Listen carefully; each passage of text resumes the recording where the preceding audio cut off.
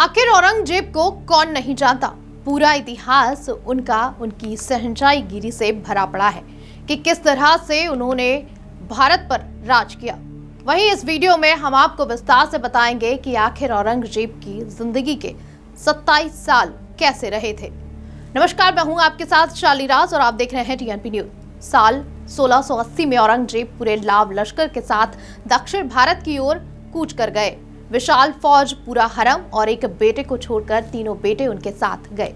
औरंगजेब की जीवनी Aurangzeb the man and the myth में लेखिका ऑड्री टुस्के ने लिखा, शामियानों के साथ बढ़ता लश्कर, बाजार बादशाह का कारवां, उनके साथ चलते हुए अफसरों और नौकरों का पूरा हुजूम, ये एक देखने लायक दृश्य होता था। औरंगजेब पुरानी मुगल परंपरा को निभा रहे थे, जिसके अनुसार राजधानी हमेशा बादशाह के साथ चलती थी। लेकिन औरंगजेब दूसरे मुगल बादशाहों से इस मामले में अलग थे कि एक बार दक्षिण जाने के बाद वो दोबारा दिल्ली कभी नहीं लौटे। उनके जाने के बाद दिल्ली उजड़ और वीरान हो गई थी।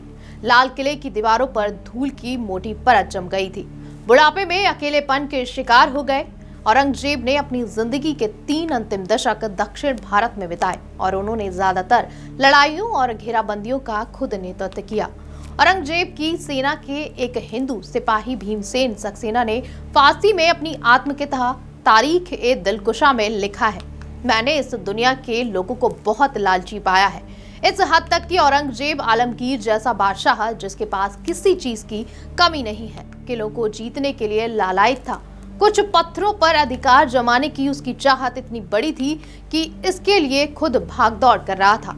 औरंगजेब के शासन का आखिरी चरण उनके लिए खुशनुमा था। उनको लग गया था कि उनकी भारत पर मजबूती से शासन करने की इच्छा धूल में मिल गई थी। इतिहासकार जदुनाथ सरकार अपनी किताब the short history of Aurangzeb में लिखते हैं, औरंगजेब अपने बुढ़ापे में अकेलेपन का शिकार हो गए थे। एक एक करके उनके सभी नजदीकी साथी इस दुनिया से चल बसे थे। उनकी जवानी के सिर्फ एक साथी उनके वजीर असद खां ही जीवित थे। जब वो अपने दरबार में नजर दौड़ाते थे तो उन्हें हर तरफ डरपोक, जलनखोर और चापलूस युवा दरबारी दिखाई देते थे। मुगल सम्राट औरंगजेब ने अपने जीवन के अंतिम 27 वर्ष दक्षिण भारत में व्यतीत किए, जहां उन्होंने कई महत्वपूर्ण सैन्य अभियानों का नेतृत्व किया। इन वर्षों में उनके जीवन में कई व्यक्तिगत और साम्राज्य से संबंधित परिवर्तन आए। दक्षिण भारत में अभियान औरंगजेब ने दक्कन क्षेत्र में मराठों, कर्नाटक और तेलुगु राज्यों के खिलाफ कई सैन्य अभियानों का संचालन भी किया। इन अभियानों में बीजापुर और गोलकोंडा के सल्तनतों को पराजित कर उनके राज्यों को मुगल साम्राज्य में समाहित किया गया। हालांकि इन अभियानों में समय और संसाधनों की अधिकता के कारण साम्राज्य की अर्थव्यवस्था पर दबाव पड़ा। व्यक्तिगत जीवन में परिवर्तन भी देखने को मिला। दक्षिण भारत में अपने अभियानों के दौरान औरंगजेब ने अपने परिवार के कई सदस्यों को खो दिया। उनके बेटे मोहम्मद आजम शाह की मृत्यु और अन्य परिवार त्रासदियों ने उन्हें मानसिक और भावनात्मक रूप से प्रभावित किया था।